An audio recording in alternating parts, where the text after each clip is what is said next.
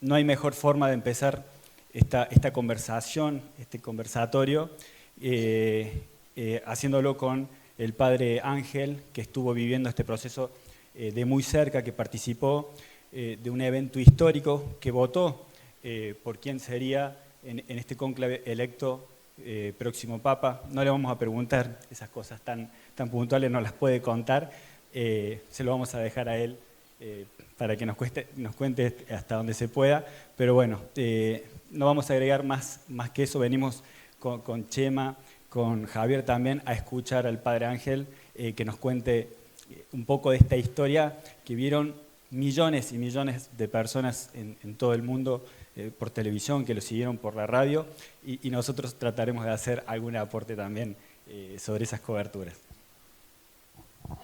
Bueno, buenas tardes. Bueno, pensaba una es poder conversar un poco lo que sería el paso de Francisco a León.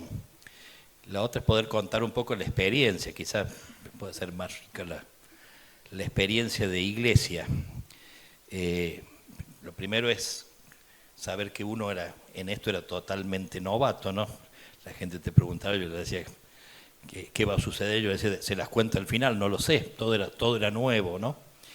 La experiencia de llegar, primero la experiencia de las exequias del Papa Francisco, ¿no? Que ciertamente comenzamos con esa experiencia de dolor y diría yo de sensación o sentimiento profundo de orfandad, no solo uno mismo, sino en general, ¿no? La verdad que la sensación que uno tenía, quien veía esa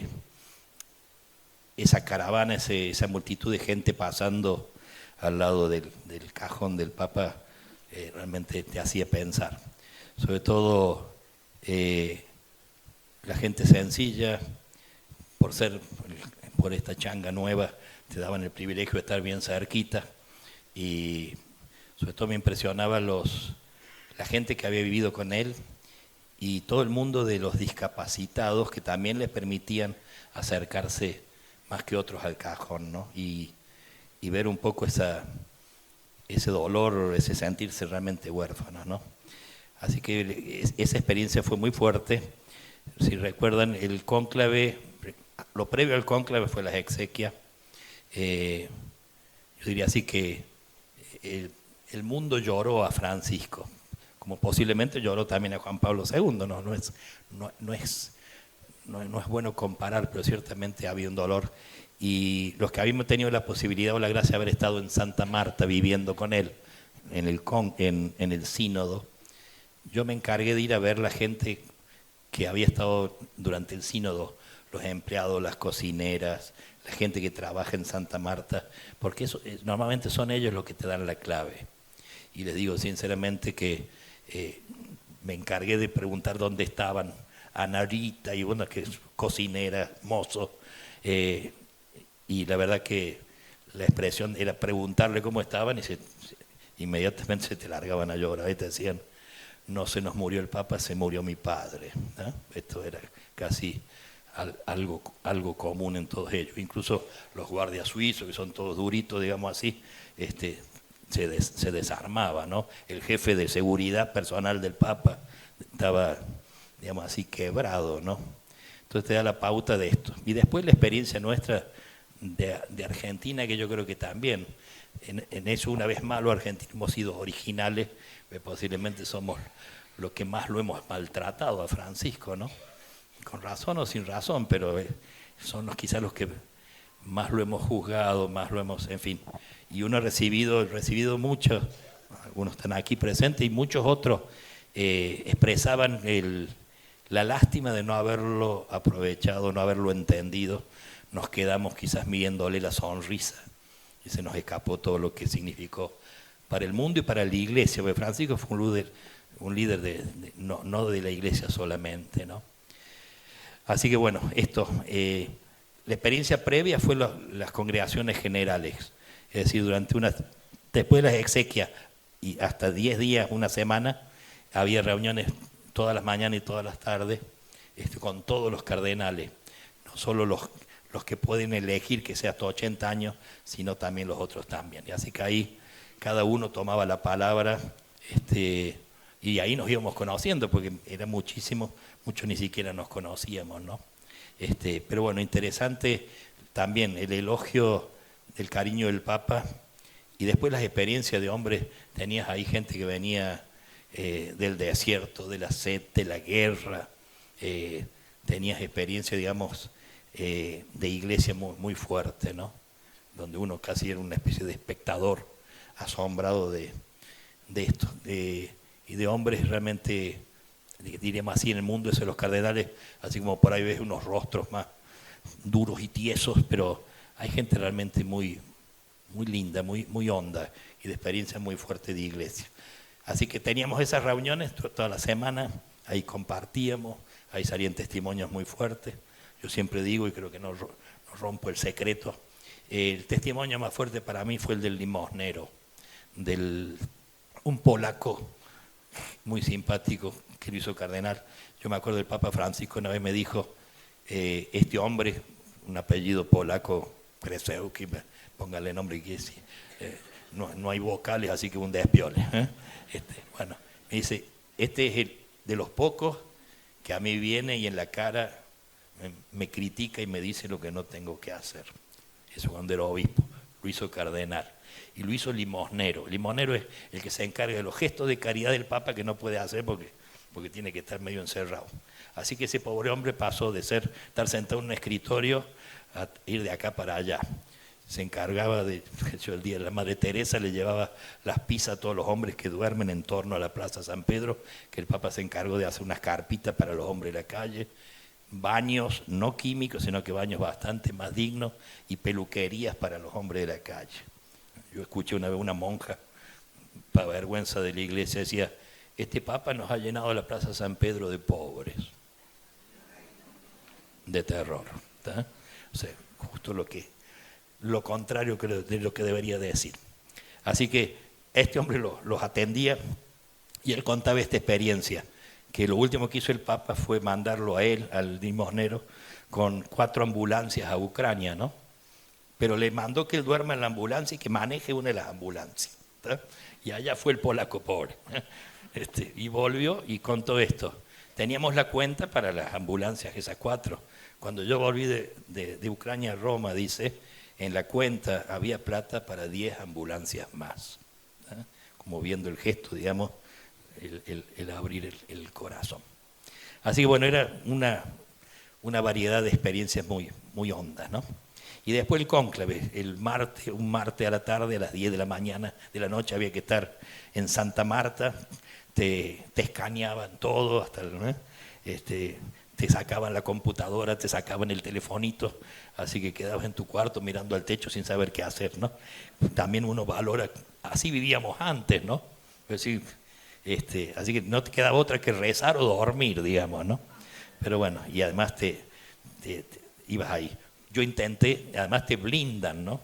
De tal manera que yo ingenuamente llegué a mi cuarto, quise abrir la ventana y estaba blindada. ¿Tá? No sé, hacia afuera no se puede.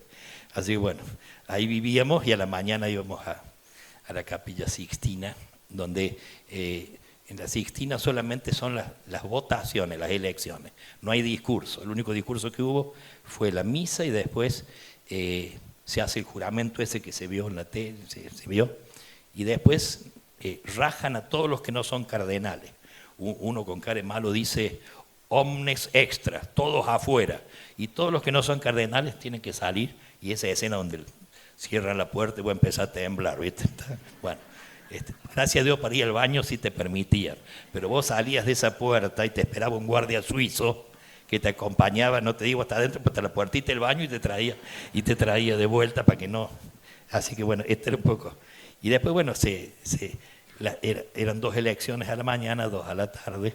Vos tenías tu carpetita, todo organizado, y se vota, tenías la hojita, tenías que ir con la hojita en la mano, hacías de nuevo un juramento frente al juicio final de Miguel Ángel ahí, así que, para colmo, la parte más abajo del infierno, así que de terror.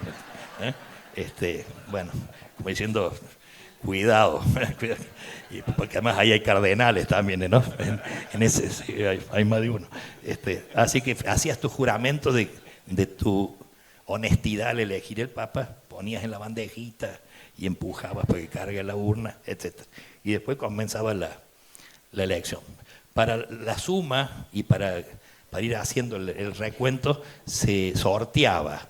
Sacaban 6 de nosotros que se sentaban en una mesa y eran los que encargados de sumar y de cantar con un micrófono el nombre. ¿tá? Entonces vos tenías todos tus cardenales en una hojita, una cartulina en tu puesto, ibas haciendo el bingo, ¿tá?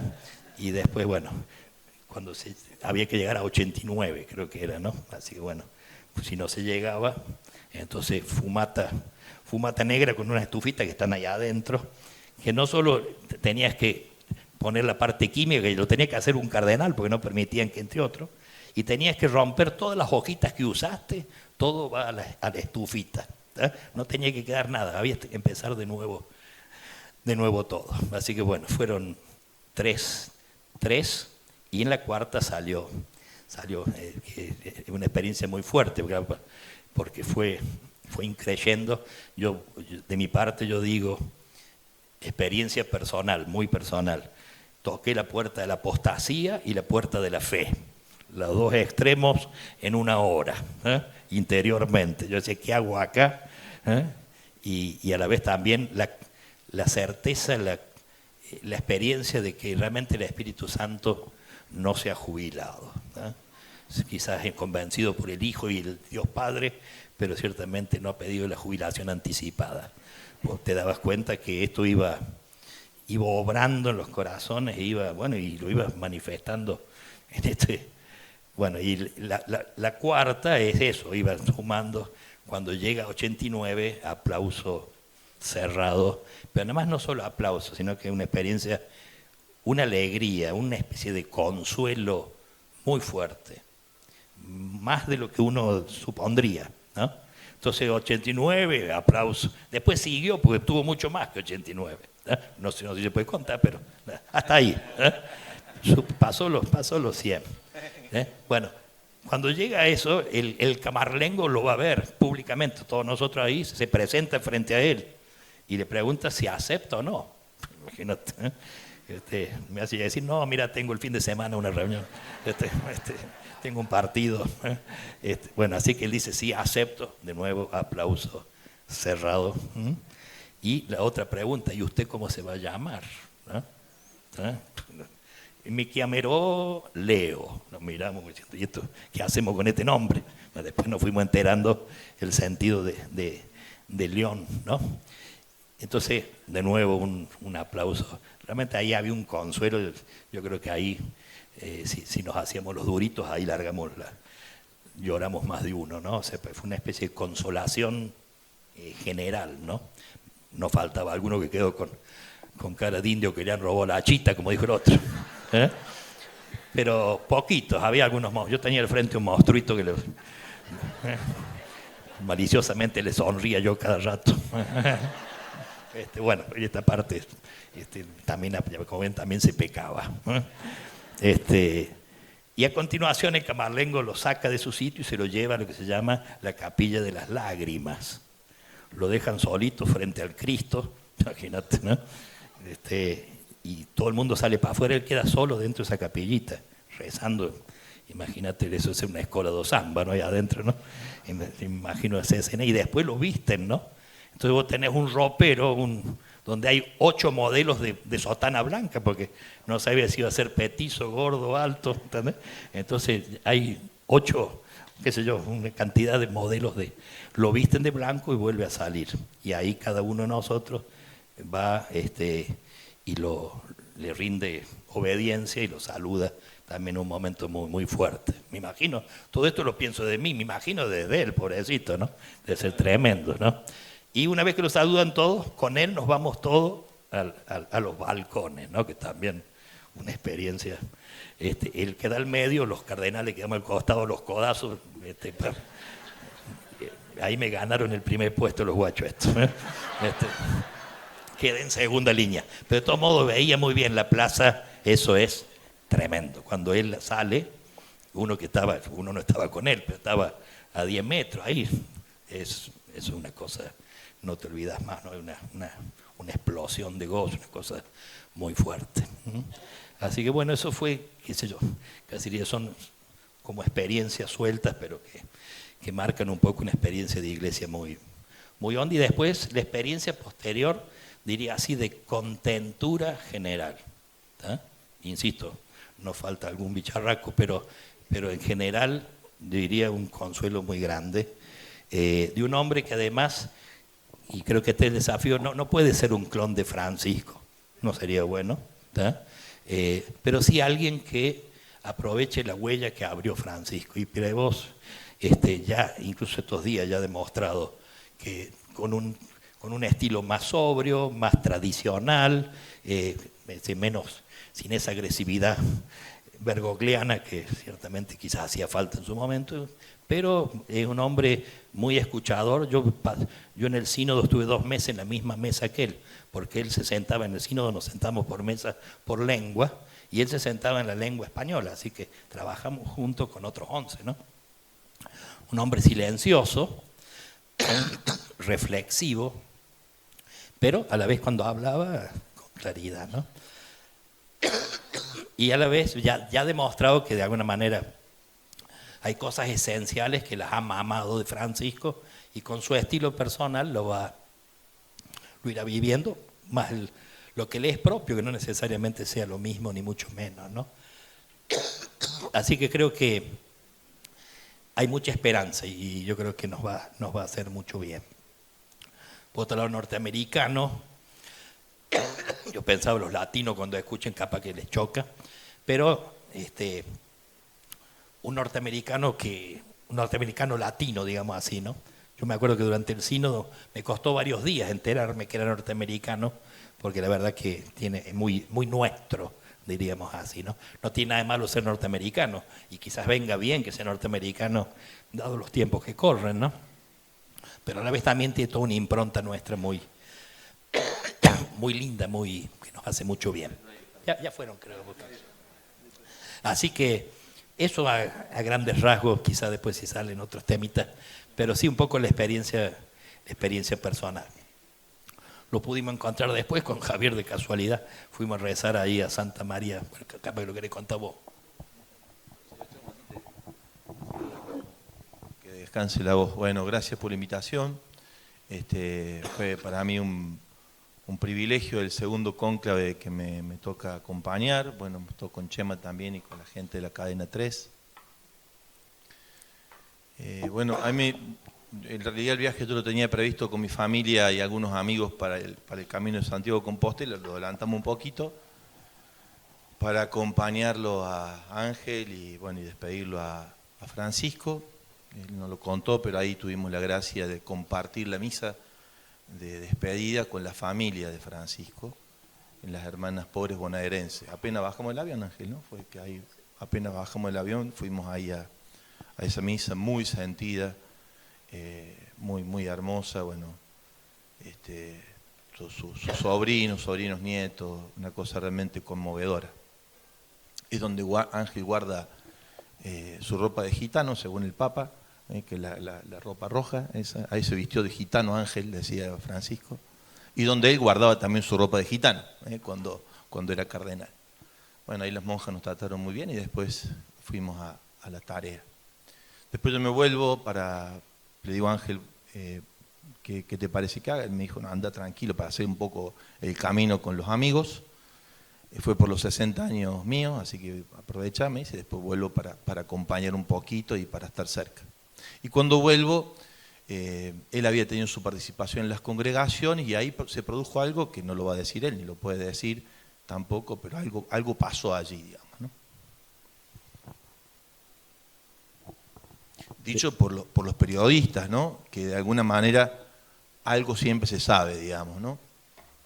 Y el mismo Ángel me dijo, algo pasó, me dice, porque me empezaron a venir a pedir los cardenales lo que había dicho.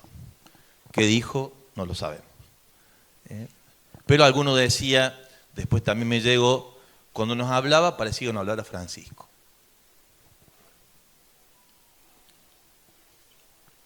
ese es nuestro cardenal, digamos, ¿no? Nuestro arzobispo. De seguir el proceso, bueno, Marcos también lo puede testimoniar, eso ahí, en esa congregación, tal vez yo no sea muy objetivo al respecto, ¿no? Pero de seguir los procesos, lo que ha ido pasando, en esa intervención algo se abrió del proceso, hacia dónde iba la elección, digamos, ¿no? No es ningún misterio saber que había tensiones entre la agresividad de Francisco y los líos que él hizo, no lo que teníamos que hacer nosotros, hizo más lío él que nosotros, digamos, y los jóvenes. Evidentemente algunos decían, esto es imposible de seguir, la verdad que seguirle el tranco a él no era tan sencillo, y entonces había todo un movimiento, se podría decir así, de volver la vista hacia atrás, digamos, ¿no? Un poco antievangélico, digamos, ¿no? El que pone la mano en el arado no puede mirar para atrás. Pero había toda una preocupación respecto de eso, de algunos sectores que ante la agresividad y el más de Francisco, bien jesuita, quedaron un tanto descolocados, ¿no? Algunos cardenales, ustedes lo supieron a esto, no pudieron participar, ¿no? Por razones que fueron públicas, no estamos contando ningún secreto, y eso evidenciaba que había como cuando nos dejó Benedicto y vino Francisco, cosas que dentro del proceso en el Estado Vaticano no estaban en orden, ¿no? Entonces uno puede imaginar que aquella intervención abrió el camino hacia lo que devenía venir, más que a lo que dejábamos, a lo que había que dejar atrás, digamos, ¿no? Es una primera experiencia bien fuerte que tiene que ver con su participación. Claro, no está conversado para nada todo esto, no es que yo no me he puesto de acuerdo que dice cada uno, esto es absolutamente personal. Creo que esa experiencia fue muy, por así decirlo, no muy bella y también muy dolorosa en algún aspecto, ¿no? De ver que todavía algunas posiciones dentro de la Iglesia pensaban que había que volver hacia atrás, ¿no? Y tenían sus adeptos, digamos, y había una cierta, esto lo digo ya como sacerdote y como periodista también, había una cierta campaña a favor de procesos más tradicionalistas, digamos, ¿no? Más conservador, diría yo, ¿no? Eso contar. Después, bueno, el arzobispo estaba muy tranquilo, muy como él, así con la sencillez que lo caracteriza, pero también con esa posibilidad que da la agudeza de su mirada y la profundidad de su discernimiento. No corrió riesgo de quedarse allá, digo, ¿no? Gracias a Dios. Porque el Papa, en una charla que tuvimos antes, ¿querés decir algo? El Papa dijo bien clarito cuando Sí, le preguntaron. Así es. Argentino y jesuita, en 3000 años no voy a volver a ver. Pero dijo yo fui con total tranquilidad. Pero dijo de una forma muy hermosa, esta gente no se vuelve a equivocar. Que mucho más que no van, o sea, si había alguien que pensaba, yo me acuerdo una vez, que ahora Prevost lo dijo de nuevo, un vaticanista apenas eligió a Francisco, me dice, mira, usted argentino, me dice, acá, vienen los polacos, ya no están, vienen los alemanes, ya no están, vienen los argentinos y no van a estar, tienen un problema ustedes, este es argentino y es jesuita, que tiene una dosis de sabiduría que a veces no es tan habitual en el ámbito de la vida de la Iglesia. Así que bueno, me parece que él también, eso es muy personal, es una apreciación muy personal y yo creo que él también, después nos enteramos, se reunía con el cardenal Prevost todos los sábados a la mañana, ¿no? Y tenía largas conversaciones. Porque además el puesto que tenía el cardenal era un puesto clave, junto con el servicio de quien preside en el Estado Vaticano, el cardenal Parolin, nuestro Tucho Fernández en el dicasterio para la doctrina de la fe. Bueno, la presencia del cardenal encargado de los obispos era una cosa, era un rol muy importante. Y un gesto de Francisco antes de ingresar hacia, si se quiere, hacia su enfermedad. Los cardenales tienen como grado, Ángel, ¿no? Cardenal obispo, cardenal sacerdote y cardenal diácono. Él era cardenal sacerdote y lo hizo cardenal obispo.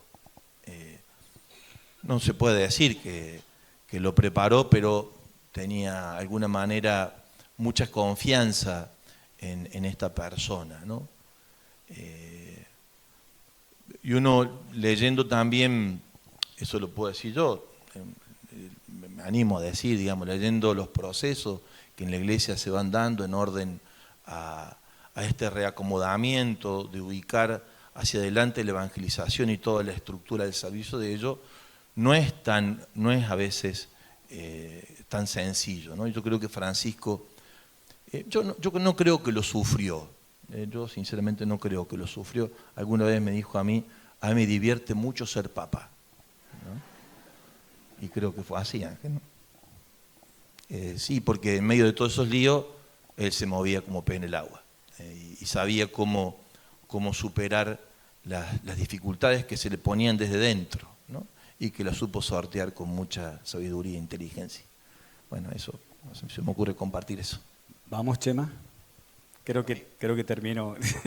Nosotros, bueno, digo, más que esa mirada que es muy interesante, ya vamos a volver, no nos vamos a ir mucho más allá, pero a mí puntualmente me interesa conocer algo, me ha contado, ¿no?, de la experiencia de Chema. El otro día leía en un librito que muy gentilmente me regaló sobre el ejercicio del periodismo, y donde él cuenta, bueno, que un periodista tiene que estar, básicamente, que no es de ningún lado, él ha estado mucho en Roma, y una de sus primeras coberturas en radio, o informes en radio, fue el ataque al Papa Juan Pablo II en el año 81. Le ha tocado vivir.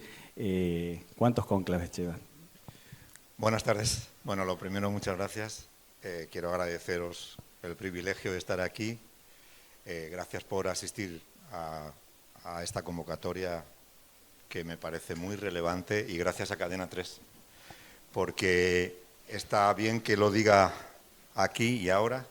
Cadena 3 es una radio del interior de Argentina, muy pequeñita, comparada con la BBC o con las grandes corporaciones norteamericanas. Cadena 3 es una radio muy pequeñita. Pero en el siglo XXI, Cadena 3 ha estado siempre en los momentos que ha habido noticia en el Vaticano, en la Iglesia Católica. Creo que el momento más importante lo contó Ronnie Vargas, cuando fue elegido Francisco, pero con Javier, con el padre Javier, hemos tenido, por ejemplo, el privilegio de estar en Roma cuando falleció Juan Pablo II. De Juan Pablo II me tocó contar en España el atentado que sufrió en la plaza con Ali Azka, y luego estuvimos cuando fue elegido Benedicto XVI, y ahora hemos vivido, yo he estado 4 veces este año en Roma. Fui en febrero con la enfermedad, volvimos a Roma en marzo cuando salió del hospital. Sinceramente pensábamos que se iba a recuperar, que iba a poder superar esa neumonía bilateral. En el Gemelli nos dijeron, si nos hace caso, el Papa va a tener la posibilidad de continuar un tiempo. Pero no les hizo caso. Llegó la Semana Santa y Francisco no les hizo caso, y ese lunes a la mañana, a primera hora, desde la sala estampa de la sala de prensa del Vaticano, nos llegó uno urgente, que había una comparecencia. Y ya cuando te dicen va a haber una comparecencia un lunes a la mañana, era la previa, el aviso de que algo malo había ocurrido, y efectivamente ese lunes tuvimos que volver a armar la bolsa y salir corriendo a Roma, y luego se incorporó Marcos y contamos el funeral, que fue una experiencia especialmente dolorosa. Pero la Iglesia Católica lleva así muchos años, y es verdad que cuando un papa deja una impronta, normalmente el siguiente va a haber algo de continuidad. Murió Juan, llegó Pablo, llegó Juan Pablo, murió Juan Pablo, llegó Juan Pablo. Y creo que de lo que se trata, y creo que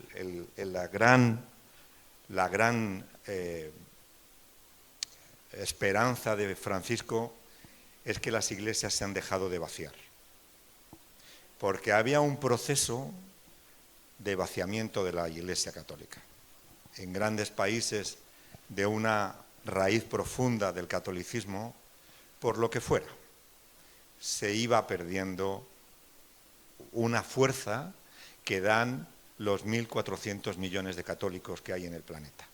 Porque el padre Ángel no solamente ha elegido a un papa, no solamente ha votado, supongo que ha votado a León XIV, no le vamos a preguntar si votó o no, pero participó de un cónclave en donde fue electo León XIV. La Iglesia está recuperando terreno, la Iglesia está recuperando jóvenes, la Iglesia está recuperando a personas que se sentían excluidas de la Iglesia. Y eso es el trabajo que hay que mirar de Francisco. ¿Qué ha pasado en Argentina? Modestamente os lo digo, que habéis estado muy pendientes de lo pequeño, que es importante, porque puede ser que algún gesto de Francisco no te haya gustado a ti, y eso te sienta mal, te parece que no está bien. Ese detalle interno en donde Bergoglio entraba. Pero el Papa Francisco, visto con un telescopio, ha sido gigante. Y no os quedéis con el microscopio de lo pequeño. Creo que cuando pase el tiempo nos vamos a dar cuenta todos de la importancia de Francisco. Y humildemente es lo que hemos intentado contar en estos meses en la Ciudad del Vaticano, y por eso quiero volver a agradecer a Cadena 3 que, siendo tan pequeños, hayamos estado ahí codo con todas las grandes corporaciones del mundo, porque hubo un momento cuando llegó Marcos que le dije: Marcos, no te vas a acreditar, es imposible. O sea, es que hay 5.000 personas en la puerta de la sala de prensa del Vaticano. Y este señor, yo no sé cómo lo hizo, debe ser la influencia de Francisco, pero llegó y en 10 minutos se acreditó. Me dijo: me gustaría ir a entrar a ver a Francisco, y le dije: pero es que dentro de una hora cierran. Salió un señor de la sala de prensa y dijo: bueno, los que os acabéis de acreditar, vamos, que podéis entrar. Y entonces ahí dije: yo me retiro, no digo nada más. Bueno, lamentablemente lo dije en la radio, no tan correctamente como ahora, pero es una persona muy afortunada. Muchas gracias, Chema. Muy buena, además, muy buena persona. Javier, hay un momento, me acuerdo, recién mencionabas, bueno, en las congregaciones generales, el momento ese en el que al otro día nos juntamos a tomar un café y me cuenta: vos sabés que me han contado, porque es así, no se puede contar nada, pero se cuentan algunas cosas, que el padre Ángel ha dicho algo puntual que ha gustado y después viene Nelson Castro y me dice: sí, es verdad, doy fe que le han pedido unas fotocopias de lo que ha dicho, no sé si será cierto o no. Sí, eso es así. Yo creo que vos también lo compartiste, Ángel. Yo no lo quiero ver por lo... Bueno, y recuerda lo que me dijiste, Javier, es... Bueno, no sé si... No me acuerdo en los términos, pero obviamente nosotros somos localistas, ¿no? Pero me dice: yo no sé si es que Ángel tiene posibilidad, pero creo que lo que no está en discusión es que va a haber una continuidad, ¿no? A partir de ese momento, como claro, que lo veías de esa manera. Digo, hoy estoy mirando esa foto, ¿no? de ambos papas como si estuvieran juntos, ¿no? Y el título de esta charla, este conversatorio, que es El futuro de la Iglesia. Bueno, finalmente se dio, digo que no quedan dudas de que se dio la continuidad. Ahora, quería preguntarle a ambos, Ángel, en tu caso, ¿en qué se diferencia puntualmente? Recién dijiste alguna palabra, es más sobrio, y él ha hecho algunas declaraciones, por ejemplo, con respecto al matrimonio, ¿no? En los que sí ya se diferenció de alguna manera en algo puntual, o por ejemplo el primer día que ya tratamos de ver si se vestía igual o no, si saludaba, si habló en español o no. Bueno, ¿cuáles son las diferencias puntuales de León XIV y Francisco? La diferencia es un estilo personal, me parece, ¿no? No es una diferencia, no hacia lo esencial. De golpe no.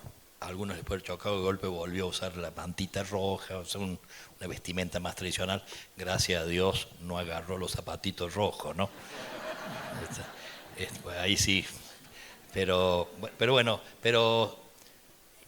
son cosas, digamos, no son esenciales. En lo esencial diría que hay no una fotocopia, pero una coincidencia, sobre todo en los temas de corazón de ellos. Prevost, como el Papa Francisco, es un hombre, y lo haya demostrado incluso en los discursos de estos días, ¿ya? preocupadísimo en primer lugar por la paz. Quizás la palabra que más ha repetido en todo este tiempo es la palabra paz. Y ya está, y se está moviendo como se movió Francisco. Yo creo que la gran tristeza de Francisco, una de las cosas que lo llevó a la tumba en tristeza y no poder lograrlo, era la paz sobre todo en Gaza y en Ucrania. El Papa Francisco todas las tardes, a las 7 de la tarde, lo llamaba por teléfono al párroco de Gaza, que es argentino. ¿Tá? Y yo una vez que estando en el sínodo lo vi muy caído en la cena, le pregunté, bueno, lo vi y le digo, ¿le pasa algo? Y dice, no, pasa que hablamos hoy a las 7 de la tarde con el párroco y en la puerta de la iglesia bajaron 37 civiles, los francotiradores, mujeres, niños, bueno. Entonces, yo creo que en parte, no lo podría afirmar rotundamente, pero parte digamos así, la somatización del final de Francisco, no me extrañaría que haya estado también unido a la tristeza de esta guerra que lo tenía ciertamente muy mal a Francisco. Temas como ese, el tema de migración, en eso Prevost va a la par, el tema del diálogo con la sociedad y con los diferentes, digamos así, en fin, temas muy, muy esenciales que en eso sí. Muchos decían, no ha hablado de sinodalidad, entonces seguramente va a tirar al tacho, que algunos lo deseaban, el tema de sinodalidad, y sin embargo el domingo pasado no ha parado de hablar del tema de sinodalidad, ¿tá? Como una metodología de la Iglesia que, por lo tanto, en lo esencial creo que gracias a Dios, insisto, no sería bueno que lo imite, ni tiene por qué. Además hay una dimensión personal original, que quizá en algunas cosas sea distinto. Él mismo dice, yo con Francisco muchas veces discutíamos cosas en las que no estábamos de acuerdo, pero Francisco todos los sábados se juntaba 2 horas con él, charlaban sobre los obispos, porque él era encargado, pero en un momento dice que Francisco le decía, cambiemos de tema, y hablaban de cosas de la vida, en fin, de lo humano. Se ve que había encontrado en Prevost una figura con quien abrir el corazón, digamos, y Prevost con él, digamos, ¿no? Así que ciertamente yo creo que desde el cielo ha hecho fuercita, y yo seguramente, no digo que haya sido su candidato, no lo sé, sinceramente no lo sé, no me extrañaría que haya sido sí su candidato, pero no lo puedo afirmar rotundamente, yo no lo puedo afirmar. Algunos dicen que sí, pero en todo caso yo creo que ha estado contento con que sea Prevost el que lo sigue, digamos así, ¿no? Así que, digamos, hay diferencia y creo que no hay problema. En lo esencial ciertamente no lo hay. Algunas figuras conflictivas que ahora intentaron, digamos así, ver si con el cambio de Papa podían recular y volver para atrás, y el Papa a muchos les ha ratificado lo que Francisco les había. Así que algunos, digamos, en eso, ya digo, es sereno, te da la impresión de un hombre que pacifica, pero también es un hombre de mucha claridad. No es una figura agresiva, pero una figura, digamos, con palabras significativas cuando tenía que decir las cosas, las dice, ¿no? Así que bueno, creo que eso es lindo. Y después un sentido del pobre, ¿no? Como lo hizo allí en Perú. Ahora se trajo el secretario un peruano, se trajo una cocinera peruana. ¿Eh? Son pequeños gestos, pero digo, indican una humanidad, Y yo creo que si hay algo que Francisco lo fue y lo es, ciertamente lo humano, ¿no? Voy a decir, bueno, debería ser obvio, ¿no? Pero no lo es. Con el primer gesto de Francisco, cuando llegó a Santa Marta, se encontró en la puerta de su cuarto un guardia suizo ahí firme. Y dice, ¿usted qué está haciendo acá? Le dijo el Papa. Lo estoy cuidando a usted, le dice. ¿Eh? ¿Y qué hace ahí parado? Le dice el Papa. Y tenemos que estar parados, va a estar toda la noche parado, sí tenemos que estar parados, hasta el reemplazo. Dice, no, sí, le trajo una silla. Dice, no, mi jefe no lo permite. Dígale a su jefe que el jefe de él soy yo. Entonces el Papa le trajo una silla y le trajo un sándwich de jamón y queso. Así que a partir de ahora, cuando uno entraba ahí, estaban los tipos, saludaban así de costadito. ¿Eh? Bueno, gestos como eso, le diría cotidianos, ¿no? No solo ahora, sino cuando era Bergoglio también en eso no aflojó. Yo siento esta anécdota, disculpe que me alargue.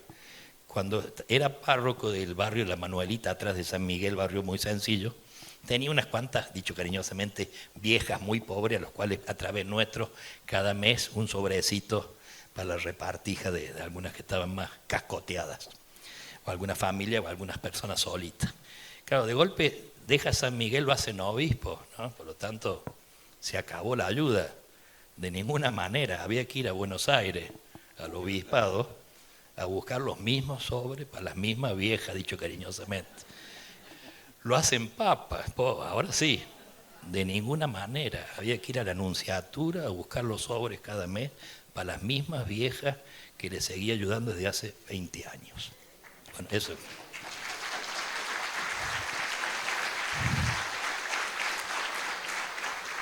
Eso es Francisco. Esos gestos, le diría, cotidianos, ¿no? De esos que voy a decir, no, cuento otro, disculpen, ¿no? Para entender la esencia de Francisco. Llegamos a la capillita ahí del barrio que llevé, doña Paulina, hija de italiana, como tantos tanos nuestros, sencillísima, sacristana, llorando Paulina, ¿no? Entonces, yo era seminarista, él era el párroco de ahí. Entonces le preguntamos, Paulina, ¿qué le pasa? No, mi hanno chiamato de Italia, la mía mamá se está muriendo.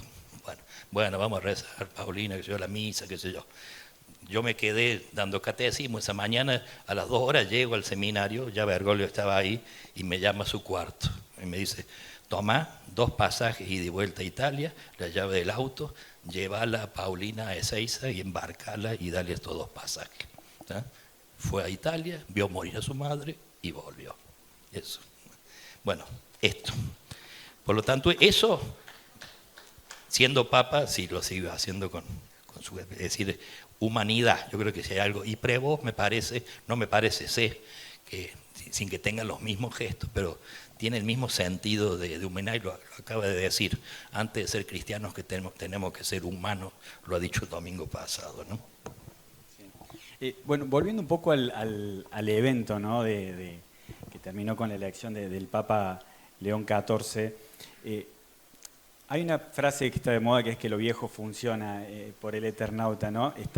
Era cerca de 12.000 acreditados entre funeral y el cónclave, que solo se compara con el Mundial, que tuvo 12.000 acreditados. Hablábamos con Ángel en algún almuerzo, me preguntaba él, ¿hay algo más, o sea, que atraiga más la atención del mundo que esto? Y la verdad que yo no me imagino otra cosa que un mundial, y viendo la cantidad de acreditaciones, es así, digo. Luego quizás unos Juegos Olímpicos.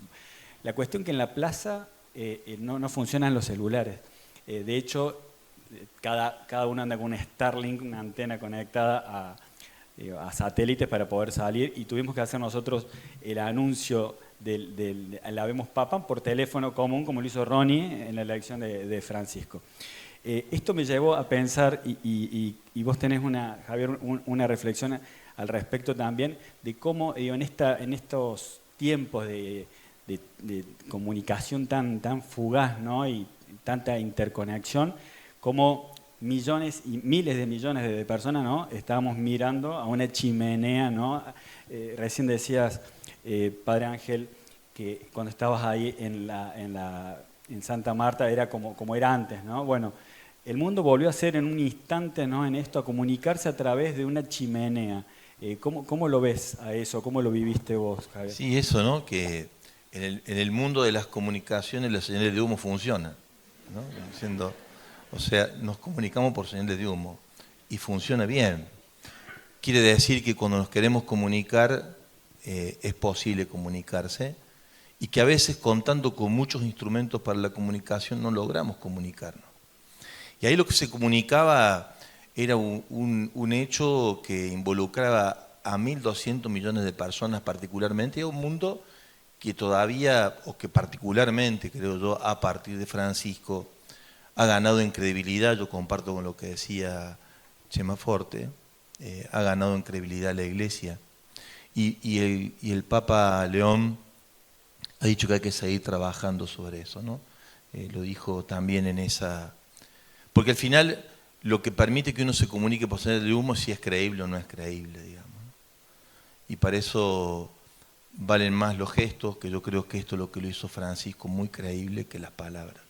Ha sido un papa de gestos, lo cual no quiere decir que en él no había teología, no había profundidad, solamente leer el lío que nos hace con Evangelii Gaudium, acompañado seguramente por Tucho, también por Carlos Gali, por Diego Fares, que me parece son los grandes que lo acompañaron desde el pensamiento.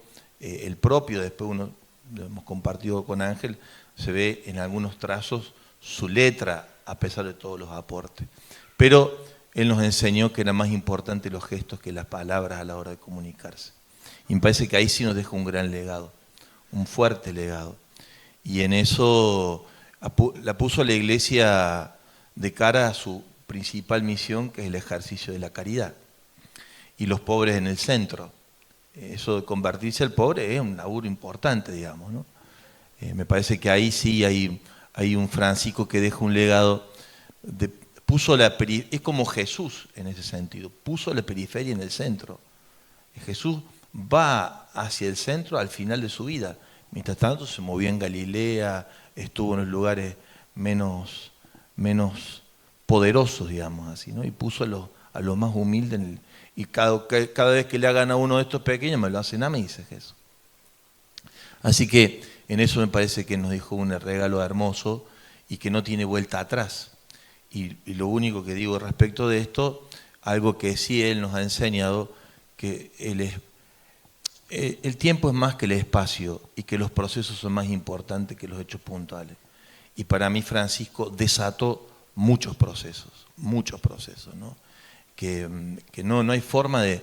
Yo siempre me acuerdo en la elección de Francisco, hay una imagen que a mí me quedó muy grabada del Corriere della Sera, porque algunos periodistas son muy bravos a la hora de mostrar en una imagen lo que ven para adelante, ¿no? Y el Corriere della Sera, uno que hace gráfico, como se dice, un dibujante, había puesto al Papa en moto y los cardenales atrás si lo alcanzaban, digamos, ¿no? Y creo que eso es lo que de alguna forma ha pasado y bueno, nos queda un montón de trabajo para darle continuidad, que sin duda, para mí la gran obra de Francisco es el sínodo de la sinodalidad, porque en el diagnóstico que él hace de la situación de mal que atraviesa la Iglesia, que por lo cual renuncia también Benedicto, dice no tengo fuerzas para esto, él lo ha dicho por activa y por pasiva, es el poder ubicado en el centro del ejercicio del ministerio, de todos nuestros ministerios, y que eso se traduce en lo que se llama clericalismo, ¿no? Que no solamente somos nosotros, también el mundo laical a veces se mueve en ese espíritu. Y el sínodo de la sinodalidad, digamos, rompe ese esquema. El diálogo, que no es sencillo, lo tenemos que aprender, supone todo un ejercicio de conversación en el espíritu para llegar a tomar decisiones que en el discernimiento comunitario, donde nuestro obispo ha tenido una participación en el documento final de cómo se hace ese ejercicio, creo que en el número 87, estuve chequeando ayer, donde él hace su intervención y deja su aporte, en ese documento, la gran tarea que tenemos es cómo discernimos entre todos los caminos a dar, ¿no? Y bueno, es un legado sin duda del Vaticano II y Francisco nos dejó ese regalito como para que nadie se la crea, digamos. Chema, ¿cómo se hace para transmitir todo esto que contaba Javier, todo lo que nos comentaba antes Ángel en el Vaticano, ya sea en los dos eventos que te tocaron vivir, sin caer en la especulación y en el espectáculo y en la fake news? Ayer nos tocó compartir una charla también con estudiantes de periodismo y salió ese tema, ¿no? Que hoy es muy difícil comprobar qué es lo que se está leyendo, pero bueno, creo que Chema lo sabe explicar mejor. Bueno, la cuestión está en que es un privilegio escuchar de primera mano, porque el periodista tiene que acudir a la fuente original. La fuente original a veces está a mano y a veces no. Digamos que un conclave, la fuente original no está a mano precisamente. No podemos hablar con quienes nos pueden sacar de la duda.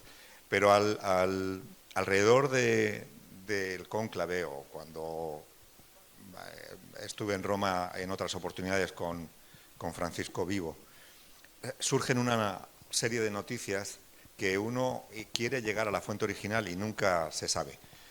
Aparte de que la sala de prensa del Vaticano con el nuevo director de comunicación, el que nombró Francisco.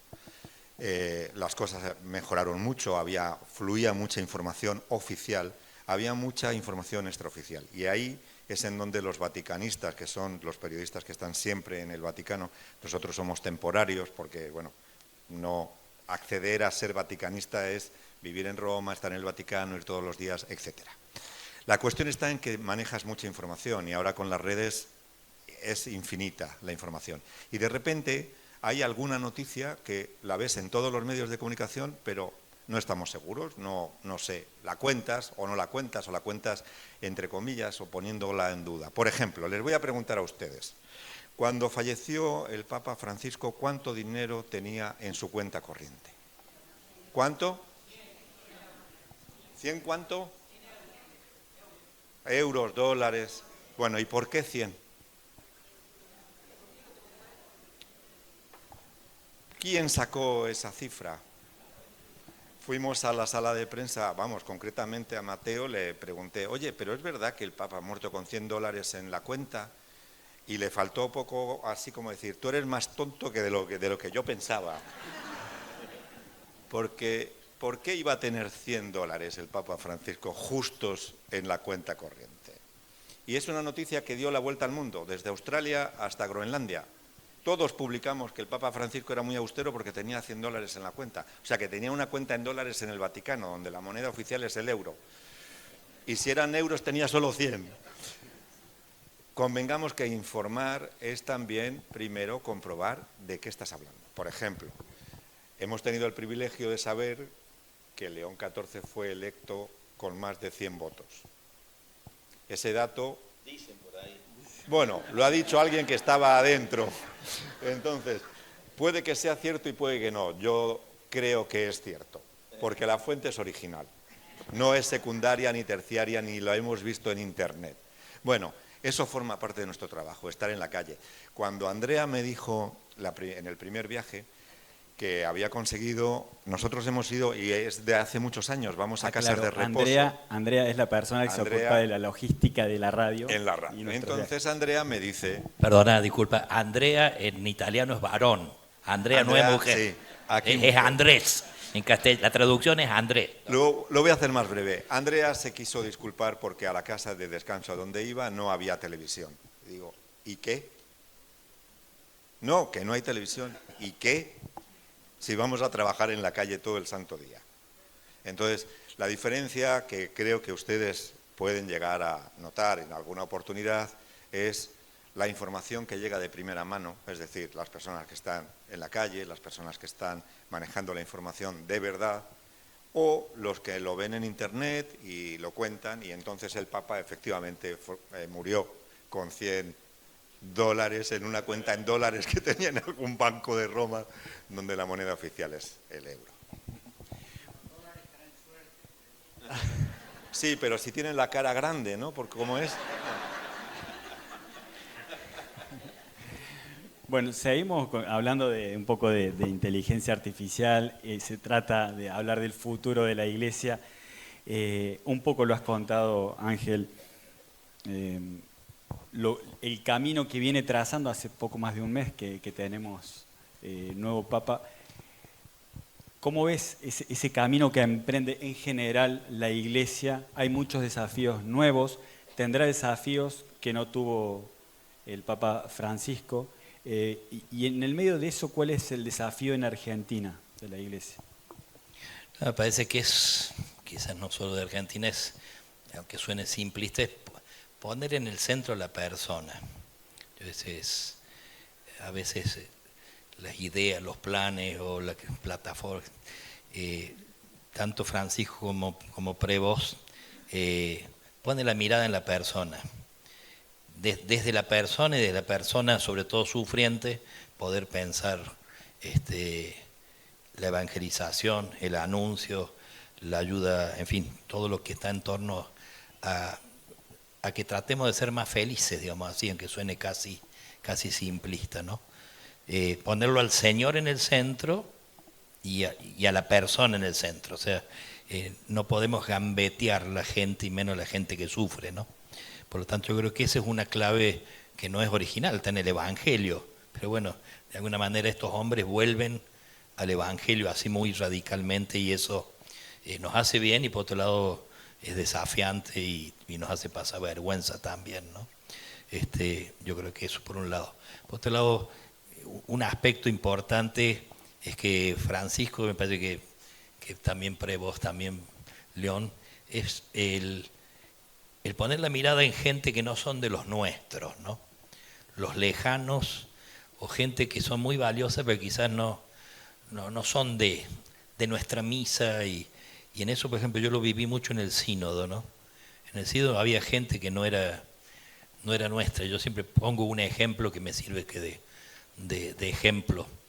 Había un personaje, un laico, de estos personajes vos lo veías y decías, ¿qué hace este acá? ¿Viste? Un medio hipón con la colita, un hombre grande. Bueno, ese hombre lo invitó el Papa personalmente y él contó su experiencia de iglesia, ¿no? Contó dos cosas. La primera que contó es por qué estaba... Él era un hombre que tenía barcos y que tenía una fundación que se encargaba de no esperar que lleguen las barcazas miserables del norte de África, sino que ellos salían al encuentro, ¿eh? Y ellos iban hacia la barca y tenían la prioridad de sacar del agua a las mujeres y los niños que caían al agua. Imagínate, ¿no? Con un grupo de voluntarios. Y él decía, yo me había alejado de la iglesia, por lo que sea, vaya a saber, lo habríamos escandalizado nosotros. Dice, cuando saqué el primer niño del agua y le abracé, yo sentí que allí estaba Cristo y que yo tenía que volver a la iglesia. Y por eso estoy acá, dijo este hombre. Y después contó la segunda anécdota el año siguiente. Nos avisaron de una barcaza que salía de África para acá. Salimos nosotros a buscarla. Imposible, no la podíamos encontrar. ¿Ah? Cuando ya estábamos desahuciados y íbamos a pegar la vuelta, de golpe un cardúmeno, un grupo de delfines se puso al lado del barco y por las dudas lo seguimos. Y los delfines nos llevaron hasta la barcaza donde estaban los náufragos. Y entonces dice, señores obispos, dice el libro, sepan que a veces no siempre el Espíritu Santo se manifiesta en forma de paloma.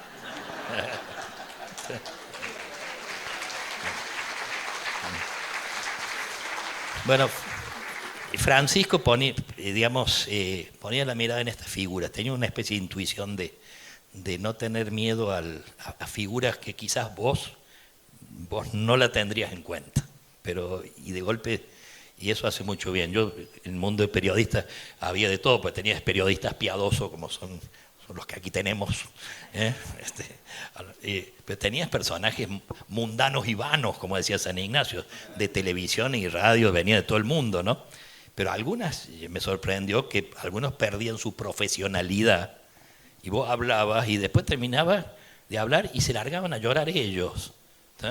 Y decía, yo estoy acá y yo volví a la iglesia por Francisco, te decían, ¿no? O sea, abrían su corazón después de hacerte la entrevista, todas muy pituquitas, qué sé yo, y de golpe le veía que se te largaban a llorar en medio de la entrevista, decir, ¿qué es esto, no? Bueno, esto, la mirada al que normalmente nosotros no le hacemos caso o a veces lo ponemos al costadito, Francisco en eso tenía una mirada muy particular para esa figura, descartables para nosotros, pero para él como que tenía una mirada profética, miraba más allá de las apariencias. Y me parece que en eso León también tiene esa mirada que ve más allá de lo que aparenta, ¿no? Y eso me parece muy, muy valioso para la iglesia y para el mundo, porque en eso le da respuesta no solo a la iglesia, sino son hombres que dan respuesta al mundo y a los hombres y a las mujeres del mundo, digamos así, ¿no? Y eso me parece muy importante, ¿no? Bueno, Javier, no sé cómo estamos de tiempo, yo seguiría haciendo preguntas, 5 minutos más. Bueno, tengo algunas para los tres. Mencionabas, Ángel, al inicio, yo digo desde el punto de vista periodístico, tengo muchísimas dudas sobre el cónclave, dudas, intrigas, ¿no?, de lo que ahí sucedía. Mencionabas los monstruitos, esa palabra la escuché en algún momento Y tuvimos la oportunidad en un almuerzo antes del cónclave, 2 días antes, en la que le pregunté sobre la película Cónclave y la había visto. Me dijo, bueno, pasó el cónclave y quisiera preguntarte nuevamente si, bueno, cuánto hay de real ahí y cuánto no. ¿Qué podés decir al respecto? La película está exagerada, digamos, ¿no? Pero digo, somos, no, como en toda cosa, está lo espiritual y está también lo humano, y tiene que estar lo humano. Y entonces en un cónclave sale también, en su medida, todo lo bueno, también salen los límites, sale las miserias humanas, que normalmente en este caso puede ir más en la línea de ambición de poder o de competencia. Pero bueno, justamente lo lindo es eso, ver que la gracia va más allá de todos esos límites nuestros, ¿no? Y que finalmente hay una especie de sintonía en torno a la gracia que hace que uno pueda superar, digamos, mirar más allá, y eso me parece que es importante, ¿no? Sí, yo diría así. No es una mirada ingenua, ¿eh? O sea, había cosas que ciertamente que Francisco ha intentado y que no ha podido, no llegó. Por ejemplo, el tema pobreza entre nosotros. A mí me queda la foto del sínodo. Cuando terminaba el sínodo salíamos por la puerta de Pablo VI y el Papa salía en su sillita de rueda. Para colmo, el piso del sínodo de ahí de San Pedro, del Vaticano, es empedrado. Entonces con la silla de rueda lo llevaban, pero iba a los manotazos, ¿tá? Y tenía que salir gambeteando Audis y Mercedes-Benz negros con choferes que estaban esperando la salida de varios cardenales, ¿no? La foto era demoledora, ¿sí? Él con la sillita de ruedas, diría, si le hubieran puesto un helicóptero en la puerta nadie diría nada. Pues lo llevaban en la silla de ruedas gambeteando últimos modelos y por supuesto los otros salían después que se iba él, ¿viste? ¿Tá? Esperaban muy bien que desaparezca. Bueno, hay cosas que todavía a nivel de iglesia, como decir, son procesos, ¿no? Se abren caminos y ojalá nos animemos a seguir intentándolo, digamos, ¿no? Así que en eso, la iglesia en eso es, dijéramos en términos Agustín, estamos con un papa de espiritualidad agustiniana, la iglesia es santa y prostituta a la vez. San Agustín, no se enojen conmigo, santa y prostituta a la vez. Y bueno, y en estas cosas también se manifiesta eso, ¿no? Bueno, la última de mi parte es si tenemos algún tipo de información privilegiada que se pueda revelar acerca de la presencia del Papa León XIV en Argentina. Puede responder el Chema también, no sé. ¿Alguien sabe algo? Porque el presidente estuvo con el Papa y, de acuerdo a la prensa oficial, lo habría invitado y le habría dicho que venía a Argentina. No sé si a ustedes les ha adelantado algo. Y dio a entender que vendría, porque todo el mundo lo invitaba, por supuesto, ¿no? Dio a entender, no dijo cuándo, pero dio a entender que por supuesto lo tenía en cuenta, digamos así, ¿no? Como tendrá en cuenta, por supuesto, su Perú. ¿Sí? Yo creo, no me atrevo a afirmar rotundamente, pero sí va a venir, no creo que sea este año, no sé cuándo, pero estoy seguro que se dará su vuelta latinoamericana, me parece, ¿no? Y nos va a hacer bien, por supuesto, ¿no? Ahora que haya dicho sí, voy y tal fecha, mentiría. ¿Tá? Javier. Me parece que además de la invitación que le pueda hacer el Estado argentino a un jefe de Estado como él, es una dimensión que es la que me parece no es la que más ha de prevalecer, sino una visita pastoral. Y en eso, si el Estado argentino no comprendió que lo tiene que hacer con la Iglesia, no ha tenido una buena gestión, digamos, ¿no?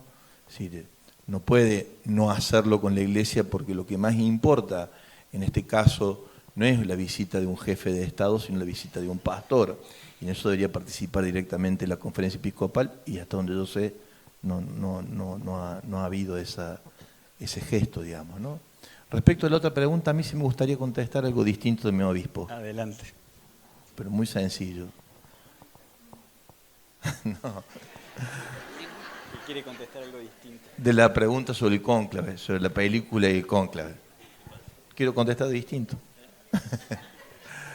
No, la verdad que siguiendo en la misma línea de Ángel, evidentemente se ve de todo, se ve la belleza de la iglesia en su esplendor y la pobreza, como es la vida de cada uno de nosotros. Tampoco es para, al menos cuando yo me levanto en el espejo, y este soy yo. Y cuando me confieso ni te cuento.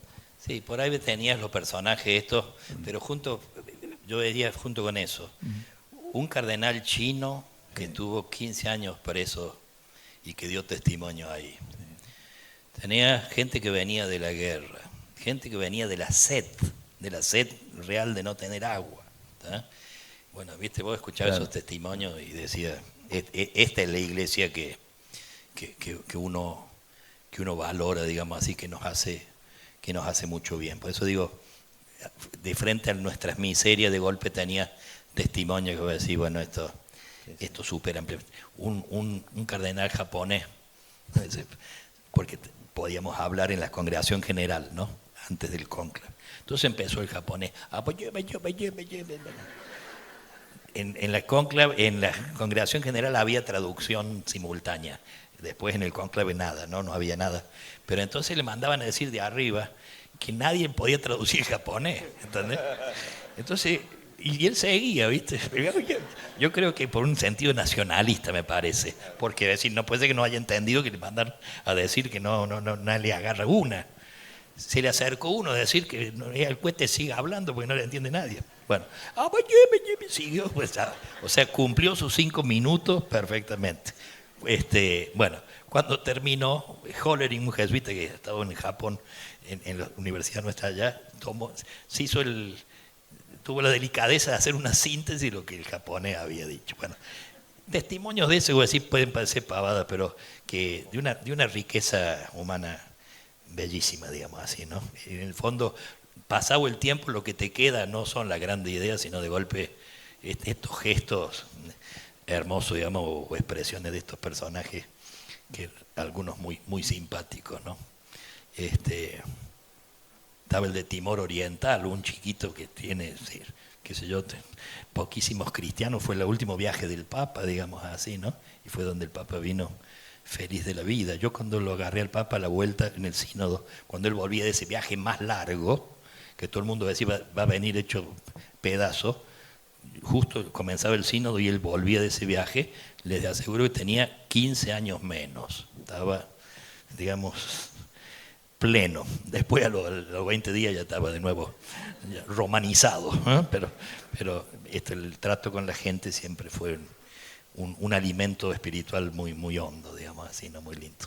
Pero bueno, quiero decir que en medio de las miserias humanas, mucho más grande que eso, figuras que estaban ahí, que voy a decir, yo al lado tenía Pizzaballa está en Jerusalén, es italiano, y Pizzaballa se ofreció para cambiar por uno de los rehenes de Hamas, de los secuestrados, cambiar un niño por él, dar su vida. Hamas no se lo aceptó, pero si se hubiera aceptado, Pizzaballa posiblemente es boleta. Entonces voy a decir, lo tenía al lado un tipo que eso, como decía así, descalzas el alma, ¿no? O sea, tipos frente a los cuales voy a decir, acá no, acá hay gente grande, ¿no? Gente grande en el sentido bueno de la palabra, ¿no?